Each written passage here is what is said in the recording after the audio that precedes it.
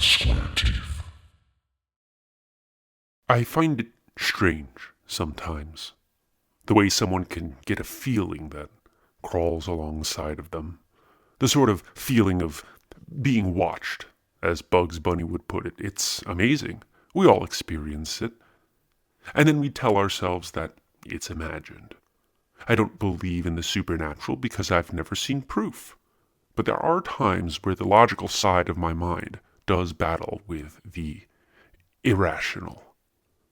This is a tale of one such time.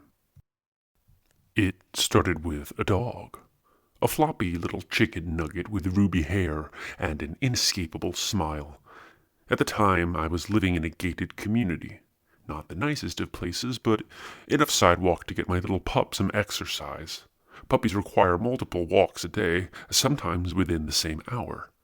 January 14th was the first time I took my dog for a walk past the patch of grass that changed my life. We, the dog and I, were walking along the sidewalk. The glow of dusk had just faded into the silent blanket of night. Him sniffing and snorting, trotting in front of, beside, and behind me. And me, mostly making sure that I didn't step on his tail. Then it hit me. Like a needle in the back of my neck. I felt a presence. I snapped up and glanced over my shoulder just in time to see the lights of an apartment pop on. All of the lights. All at once. It took 5 or 6 seconds for me to understand what was happening. It was the model apartment. The one that the leasing office shows to people who are interested in renting. I breathed a sigh of relief and continued my walk. What a strange coincidence that I would turn my head just in time to see those lights go on. The very next evening, it happened again. It must have been the same exact time. I couldn't believe it, but it happened again. The feeling, the look, the lights. This time, I was a little more prepared, so it was nowhere near as startling.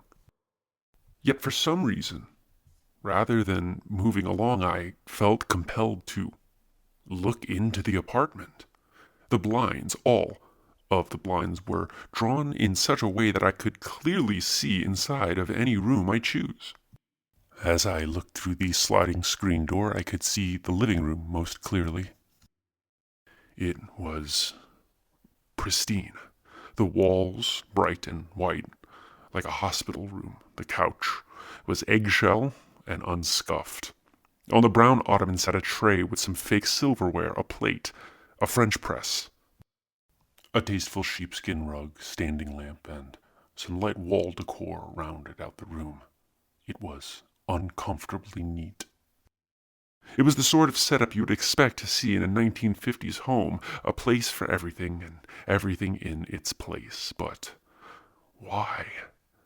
Why did it have to be so neat? What consequences awaited anyone who would dare disrupt the pristine setup? I was rambling to myself, so I shook it off and moved on. For a third night, January 16th, I passed by the apartment again. It was well into the night, and the lights were off this time, which admittedly brought me discomfort. I walked past the sliding screen door, satisfied. On the way home, I deliberately retraced my steps.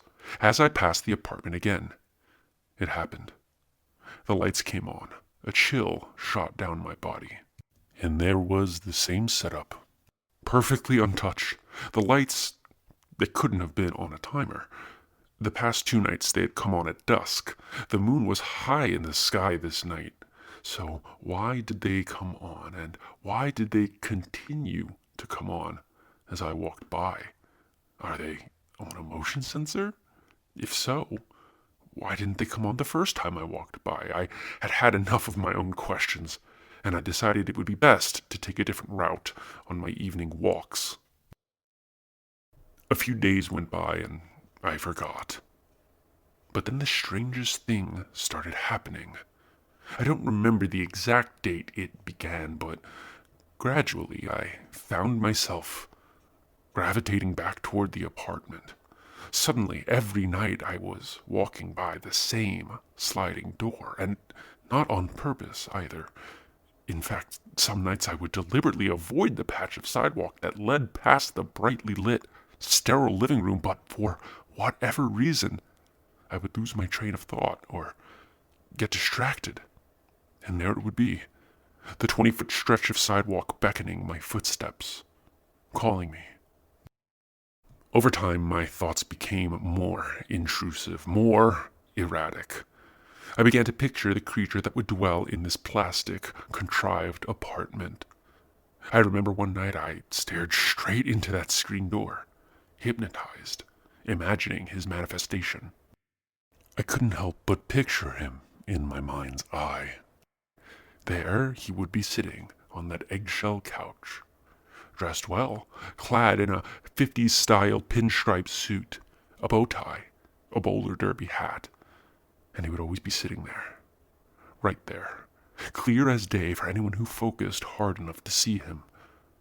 But something was wrong. It was all wrong, in fact. The suit fit him too well, the tie draped straight out from his neck. There was no separation between his hat and the hairless head. Was he even wearing clothes at all? I leaned in closer. His eyebrows were drawn on, maybe with a marker. His skin was pale and powdered. He sat on a couch, staring straight ahead, such that I could see the entire side profile. He had no nose. He had no eyelids.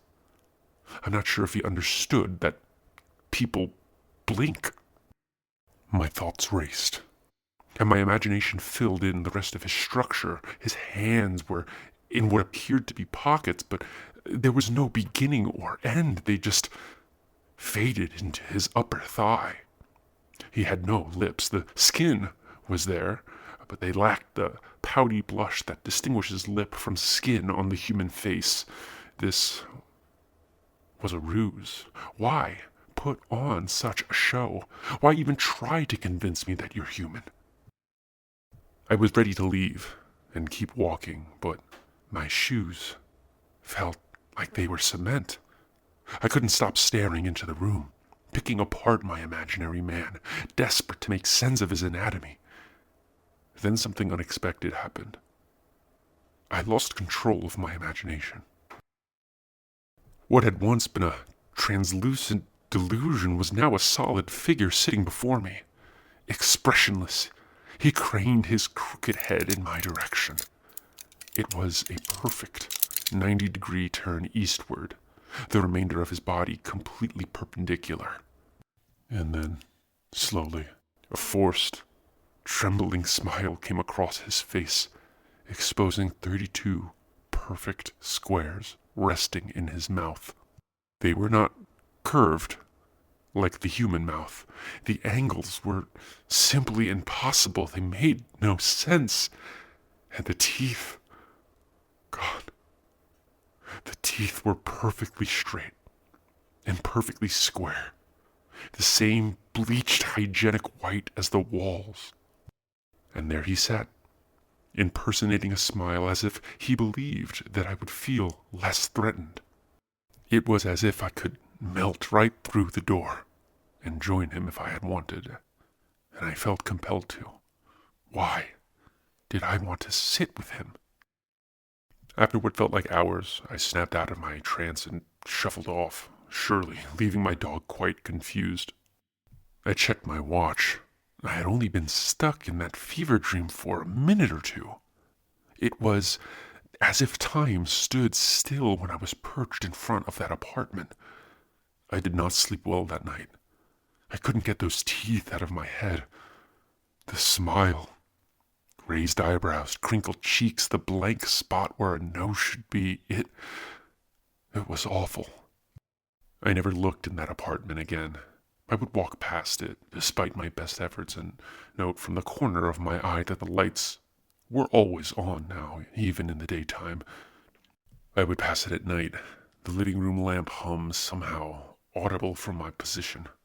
Most nights, in addition to the blinding light emanating from the apartment, was a blurry, dark figure in my peripheral. I dare not look directly through that sliding screen door. What if just once he was actually sitting there? What if my imagination hadn't run wild? What if I turned to look and found a horrid creature staring at me, waiting to catch my glance? What if all he needed was my attention to lure me in? What if the smile was real? A few months passed, and I moved. I never had to walk past that dreaded apartment again, and I thought that would be the end. But I've never been a hard sleeper. Many nights I wake up and, just for a moment, feel the presence of the man I've seen before. Even as I write this now, I can picture him, sitting quietly, waiting. I dream of him sometimes. In most dreams he can't see me, but once in a while he can, and I know that he can because in that moment it happens again. My feet become heavy. My eyes gloss over, and then he turns to show me his two-dimensional, uninterpretable smile. I fear that no matter where I go or how many years pass by, I will be unable to escape him. The man who quietly haunts the corners of my darkest delusions. The man with square teeth.